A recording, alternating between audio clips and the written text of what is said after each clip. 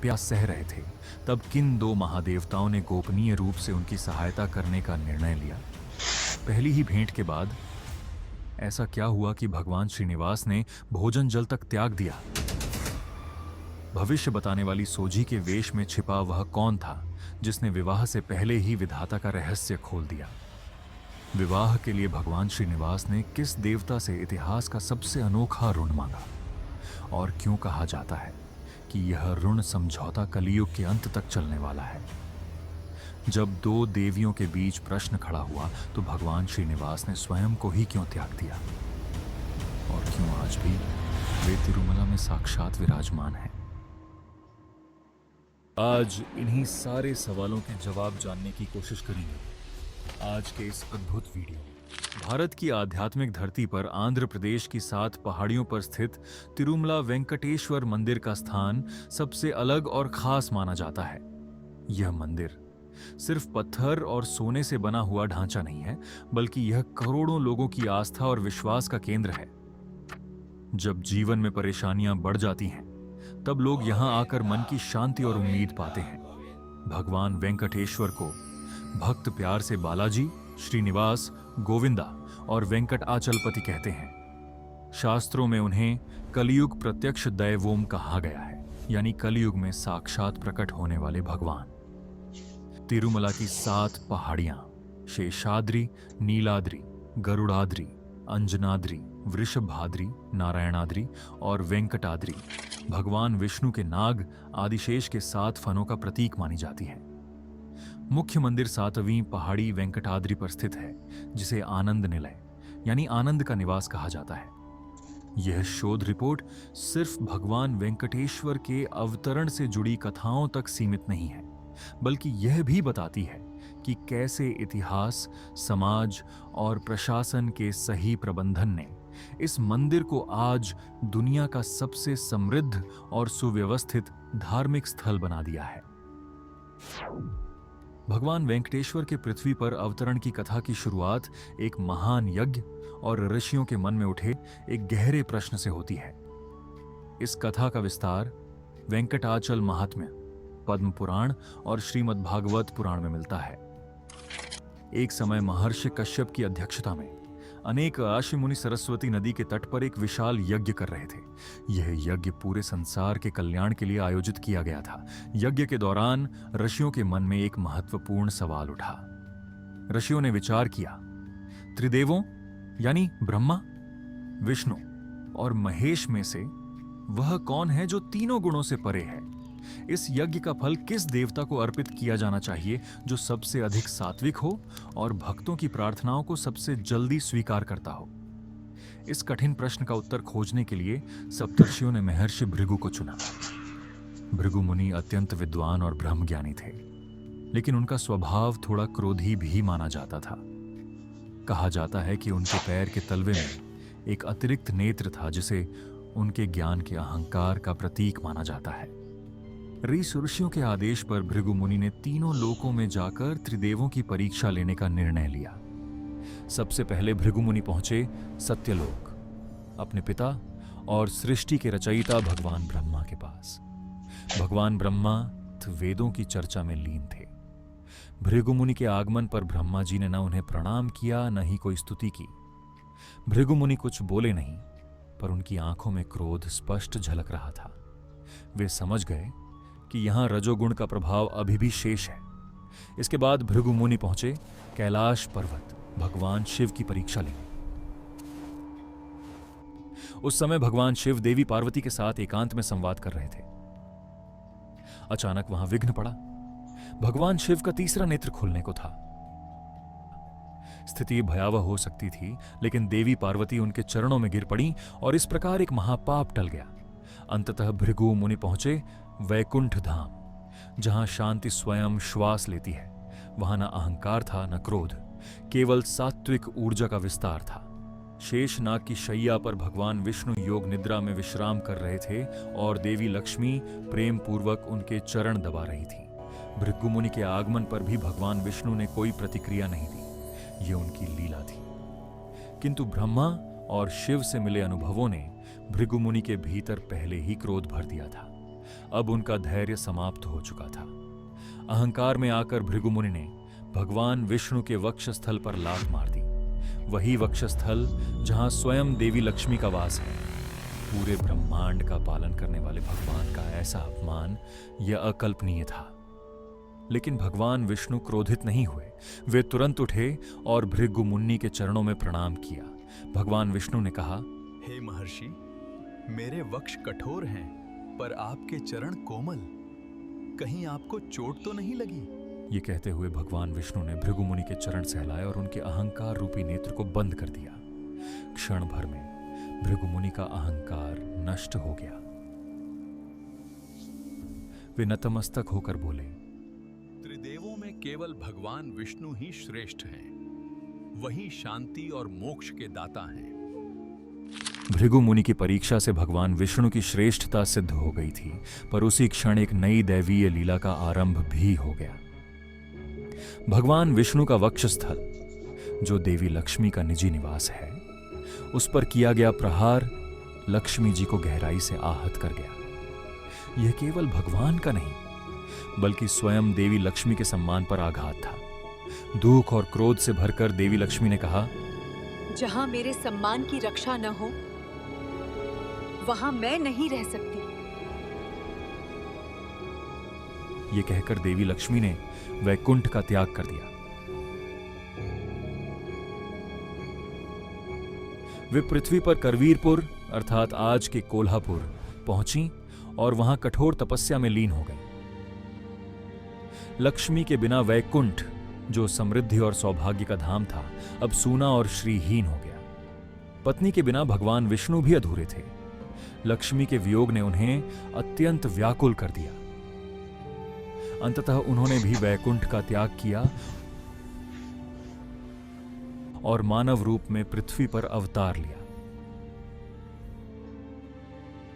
देवी लक्ष्मी की खोज में भगवान विष्णु वनों, नदियों और पर्वतों को पार करते हुए शेषाचलम पहुंचे।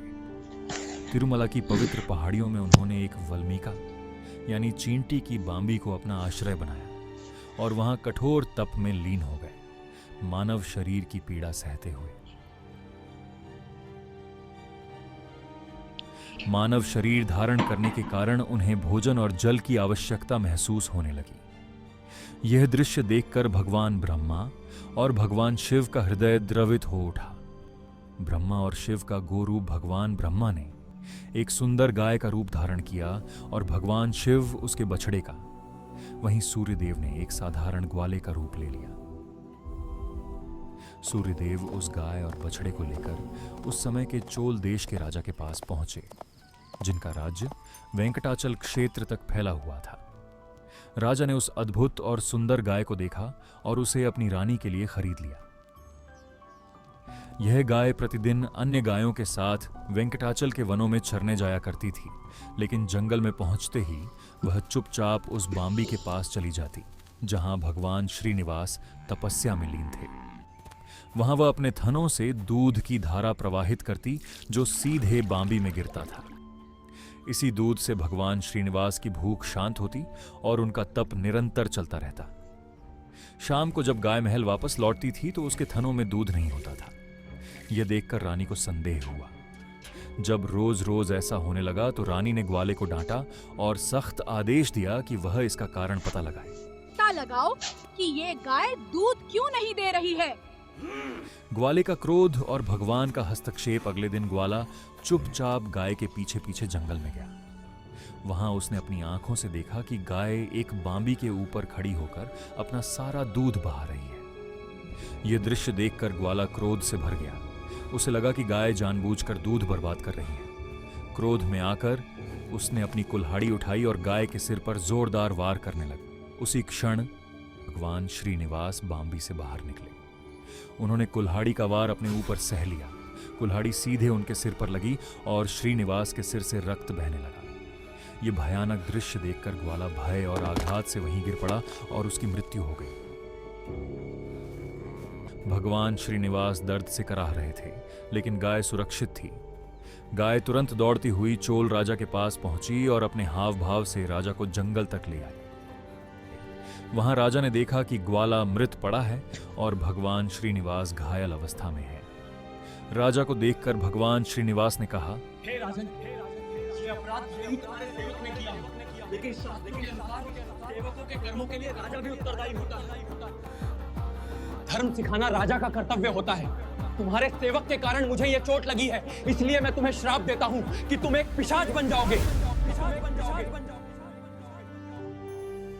यह सुनकर राजा घबरा गया और तुरंत श्रीनिवास के चरणों में गिरकर क्षमा मांगने लगा। राजा की विनम्रता और पश्चाताप को देखकर भगवान श्रीनिवास का हृदय पिघल गया और उन्होंने श्राप से मुक्ति का उपाय बताया।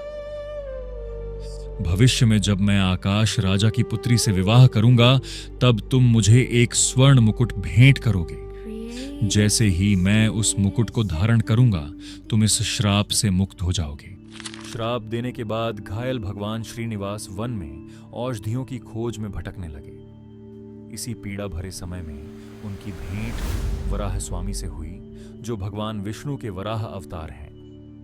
मान्यता है कि वराह स्वामी सतयुग में हिरण्याक्ष का वध करने के बाद से ही इन पहाड़ियों पर निवास कर रहे थे। इसी कारण तिरुमला क्षेत्र को आदिवराह क्षेत्र भी कहा जाता है।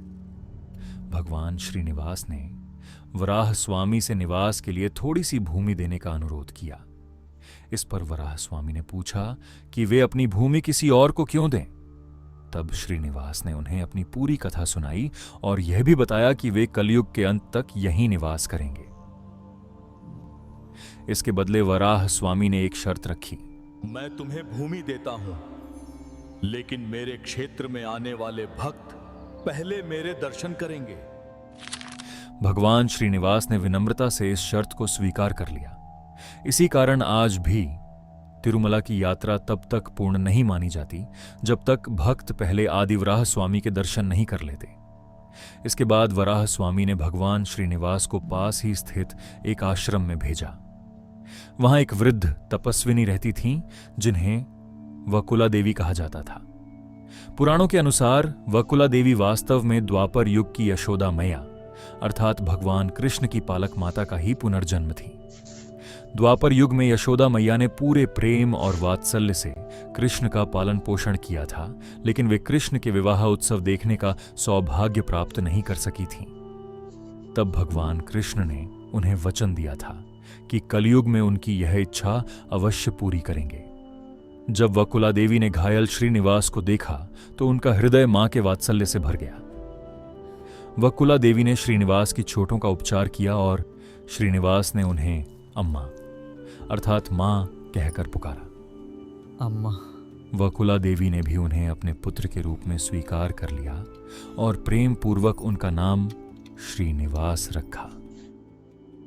इसके बाद भगवान श्रीनिवास उनके आश्रम में एक आज्ञाकारी पुत्र की तरह रहने लगे और वकुला देवी एक सच्ची मां की भांति उनकी हर छोटी बड़ी आवश्यकता का ध्यान रखने लगी। कथा का अगला अध्याय देवी पद्मावती के जन्म से शुरू होता है।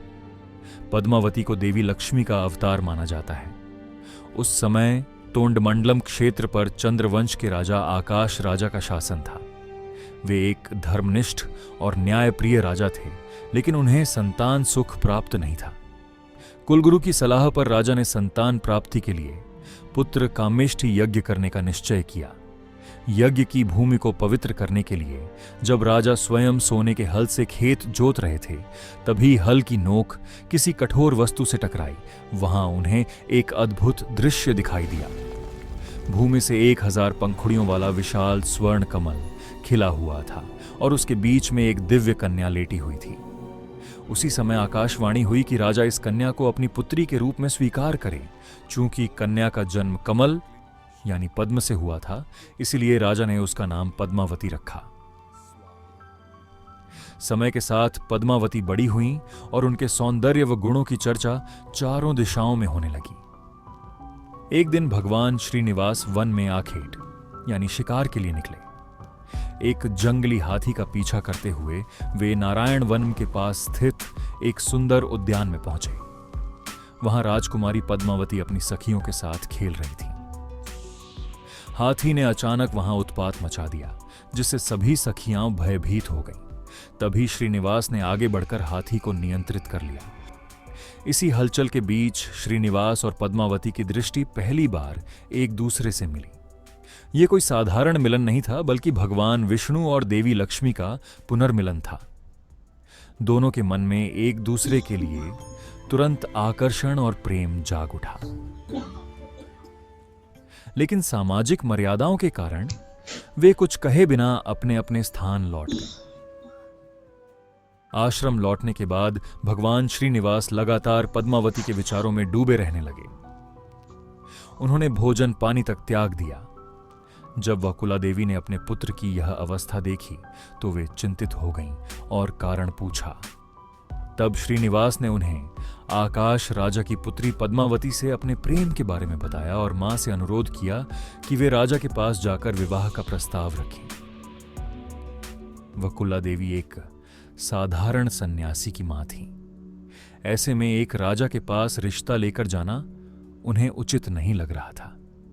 लेकिन पुत्र के प्रेम और उसकी व्यथा को देखकर वे विवश हो गईं और नारायण वनम के राजमहल की ओर चल पड़ीं।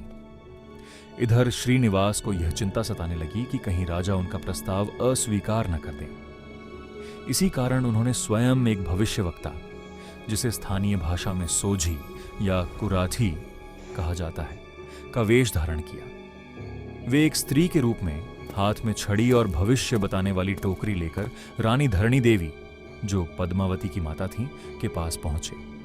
सोझी के वेश में श्रीनिवास ने रानी से कहा, हे महारानी, आपकी पुत्री पद्मावती स्वयं नारायण की अर्धांगिनी लक्ष्मी का अवतार है। उसका विवाह एक वनवासी युवक से होगा, जो साक्षात भगवान विष्णु हैं। इस प्रस्ताव को अस्वीकार मत कीजिए। स्वयं श्री भगवान विष्णु? हाँ ये तो हमारे लिए सौभाग्य की बात है। जब कुछ समय बाद वकुला देवी आधिकारिक विवाह प्रस्ताव लेकर महल पहुंची, तब तक रानी इस दैवीय संकेत को समझ चुकी थी। साथ ही आश्य बृहस्पति ने भी राजा आकाश को बताया कि यह विवाह विधाता द्वारा पहले से तय किया गया है। यह सुनकर आकाश राजा अत्यंत प्रसन्न हुए और उन्होंने अपनी पुत्री पद्मावती का विवाह श्रीनिवास से करने की सहमति दे दी। विवाह तय हो चुका था, लेकिन अब एक बड़ी समस्या सामने आ गई। भगवान श्रीनिवास ने वैकुंठ और अपना सारा ऐश्वर्य त्याग दिया था। वे अब एक साधारण वनवासी थे, जबकि पद्मावती एक राजकुमारी थीं। राजा आकाश चाहते थे कि उनकी पुत्री का विवाह उनकी प्रतिष्ठा और मर्यादा के अनुसार भव्य और ऐश्वर्यपूर्ण हो। परंपरा के अनुसार विवाह का पूरा खर्च वर पक्ष को उठाना होता है, लेकिन श्रीनिवास के पास उस समय कोई धन नहीं था। यह एक गंभीर धर्म संकट बन गया। इस समस्या का समाधान निकालने के लिए भगवान श्रीनिवास ने देवताओं के कोषाध्यक्ष कुबेर का स्मरण किया। कुबेर तुरंत प्रकट हुए, लेकिन वे धन के मामलों में बहुत नियमों और अनुशासन का पालन करते थे। भगवान श्रीनिवास ने कुबेर से अपने विवाह के लिए स्वर्ण मुद्राओं का ऋण मांगा। कुबेर ने ऋण देना स्वीकार तो कर लिया, लेकिन एक शर्त रखी। यह ऋण लिखित वचन पत्र यानी एक प्रकार के प्रॉमिसरी नोट यानी ब्रह्मा पत्र के रूप में होगा। कुबेर ने भगवान श्रीनिवास को 1,14,00,000 राम मुद्रा स्वर्ण सिक्कों का आरण दिया। यह तय हुआ कि भगवान श्रीनिवास कलयुग के अंत तक केवल इस आरण का ब्याज चुकाएंगे।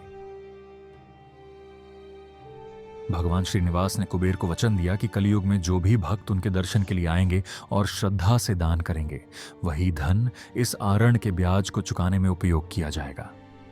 इसी कारण आज भी भक्त तिरुमला मंदिर की हुंडी यानी दान पेटी में अपार धन, सोना और आभूषण अर्पित करते हैं।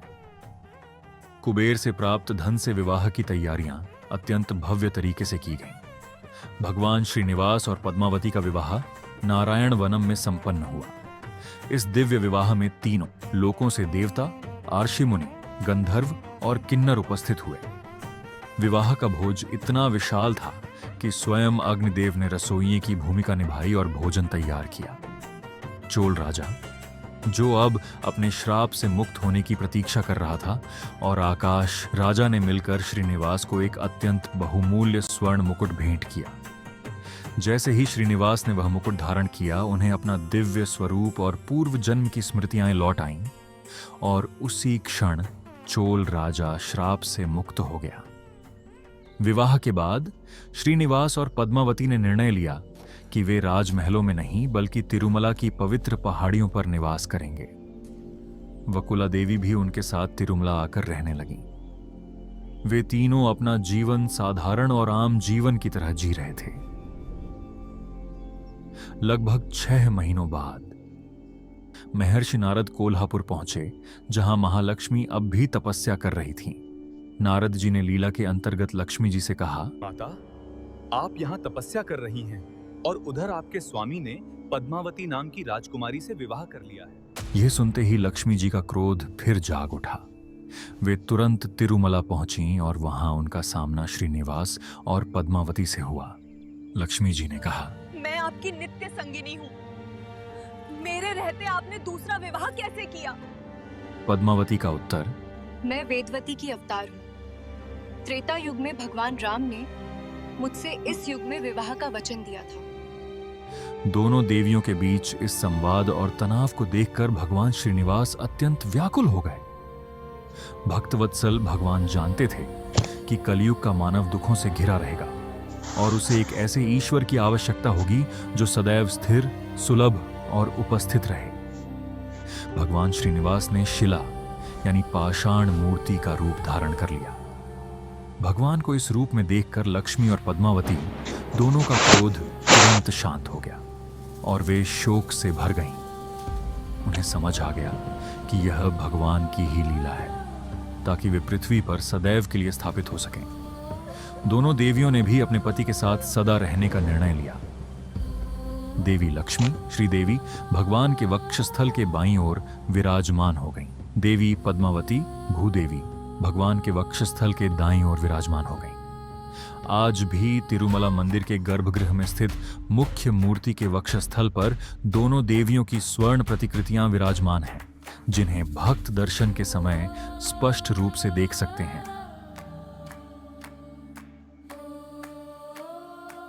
मित्रों, इस तरह समाप्त होती है आज की विलक्षण पौराणिक कथा।